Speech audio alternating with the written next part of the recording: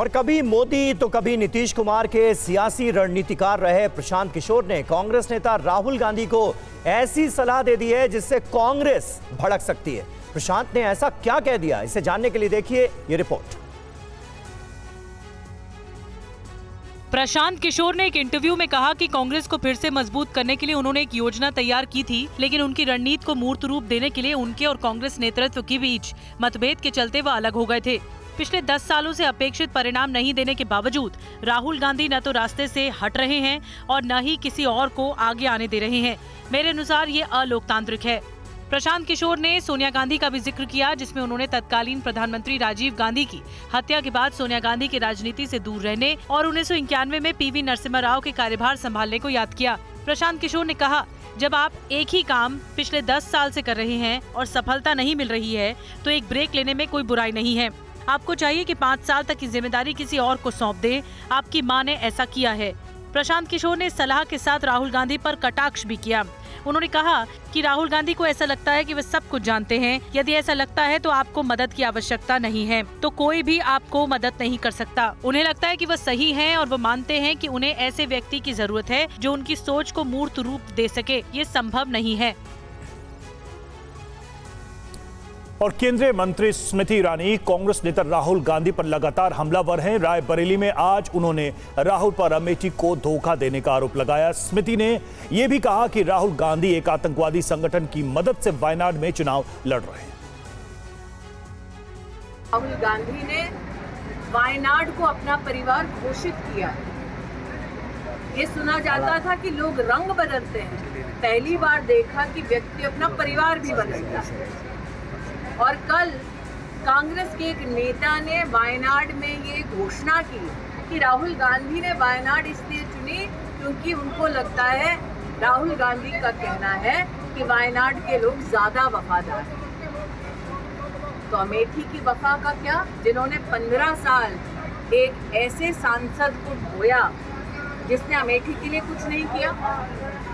हम सब जानते हैं कि 15 साल में से 10 साल सोनिया जी की सरकार केंद्र में थी, सपा की सरकार प्रदेश में थी, तब राहुल गांधी ने अमेठी के लिए कुछ नहीं किया।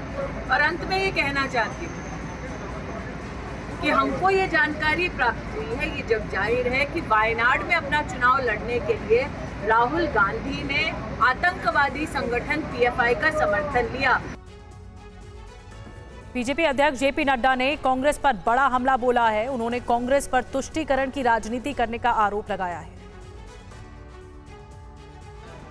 जेपी नड्डा ने कांग्रेस के घोषणा पत्र में मुस्लिम लीग की झलक होने का आरोप लगाया। उन्होंने कहा कि कांग्रेस के घोषणा पत्र में मुस्लिम लीग की बातों को दोहराया गया। उन्होंने कहा कि मैं कांग्रेस के घोषणा पत्र को देखकर चकित हो गया। नड्डा ने आरोप लगाया कि कांग्रेस देश को बांटना चाहती है और इसके लिए देश कांग्रेस को कभी माफ नहीं करेगा।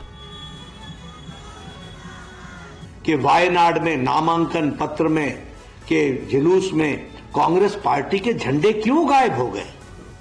ये तुष्टीकरण की राजनीति कहां तक जाएगी? सिर्फ मुस्लिम लीग को भाए ना इस कारण से कांग्रेस पार्टी अपने झंडे तक को हटा दे? यह देश बांटने की जो चाल है और तुष्टीकरण के आगे जो घुटने टेकने का इनका रवैया है, इसको देश माफ नहीं करने वाला है। कांग्रेस को अपने घोषणा पत्र के अंदर जिस तरीके से तुष्टीकरण के बारे में उन्होंने कहा है और जिस तरीके से उन्होंने आरक्षण के बारे में कहा है, उसका स्पष्टीकरण देना पड़ेगा। और कांग्रेस ने अपने घोषणा पत्र को लेकर बीजेपी के हमले पर किया है पलटवार। ये रिपोर्ट देखिए। कांग्रेस के घोषणा पत्र को लेकर बवाल मचा हुआ है। बीजेपी कांग्रेस पर गंभीर आरोप लगा रही है, तो वहीं कांग्रेस भी हमलावर हो गई है। कांग्रेस का कहना है कि बीजेपी घोषणा पत्र को लेकर झूठ फैला रही है। कांग्रेस का आरोप है कि मुद्दों से ध्यान भटकाने के लिए बीजेपी ऐसे मुद्दे उठा रही है। कांग्रेस का कहना है कि 10 साल के काम का हिसाब देने के बजाय बीजेपी गैर जरूरी मुद्दे उठा रही है। कि हमारा घोषणा पत्र लोगों की आवाज पर बना है, इसमें लोगों की अपेक्षाओं का प्रतिबिंब है। तो बताती हूं आपको इस पर किसकी छाप है। इस पर छाप है उन करोड़ों लोगों की जो भारत जोड़ो यात्रा और भारत जोड़ो न्याय यात्रा में हमारी तरफ एक उम्मीद की नजर से देखते हैं। इस पर छाप है देश के युवाओं की, इस पर छाप है देश की नारियों की, इस पर छाप है देश के किसानों की, इस पर छाप है देश के श्रमिकों की, इस पर छाप है देश के उन लोगों की जो हाशिए पर है और उनकी भागीदारी और हिस्सेदारी हम सुनिश्चित करेंगे।